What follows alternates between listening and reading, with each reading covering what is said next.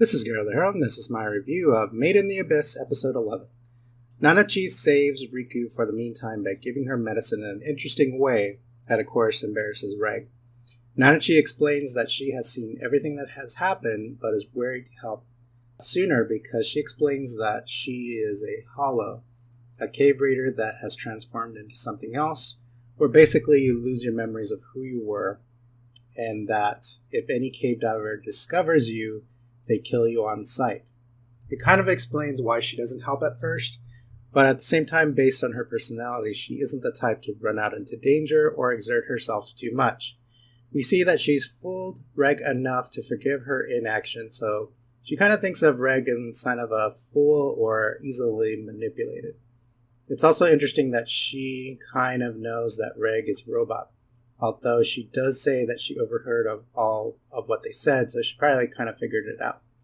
Reg is given a list of items to collect, and luckily they do a quick cut of this, him doing this, but I thought it was hilarious that even though Riko's life was in danger, only one item is necessary to save Riko. The rest was for making her dinner.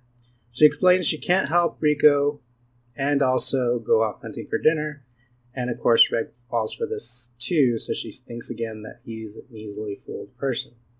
During the process of healing Riko, she explains that they don't really have to cut off her hand, but just let the parasitic mushrooms take the poison and repair her bones and nerves. Makes you wonder if Nanachi was some kind of medic before.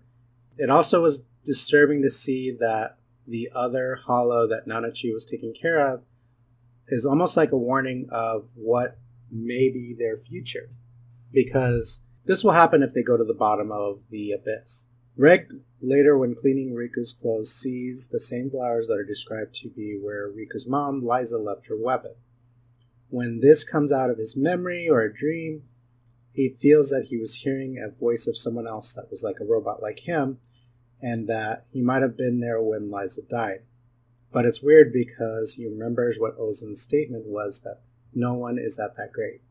The final scene makes you wonder, when the hollow goes near Riko, almost like it remembers her. Could this be someone like her dad or even her mom in hollow form? I initially thought Nanachi might be Liza, Riko's mom, but it looks like she was maybe part of another cave raiding party, because we see a little flashback of another white whistle telling her that the experiment was a success, maybe implying that Nanachi was an experiment in maybe keeping her memory as a hollow instead of becoming a disfigured creature like the one that Nanachi's taking care of. Also, I noticed, I don't know if everybody saw that, but there were a bunch of different colored whistles on the wall. And then if you think about it, if you saw the gravestones, it was pretty close to that amount of people. So maybe it's probably not the mom that's in those gravestones. So we'll have to see what happens next. I think the last episode's an hour long, so maybe they'll explain some things, but leave us at a cliffhanger. It'll be interesting to see what happens. I'm looking forward to seeing what happens. So like always, comment below, subscribe, and follow me on Twitter, and I will see you next time.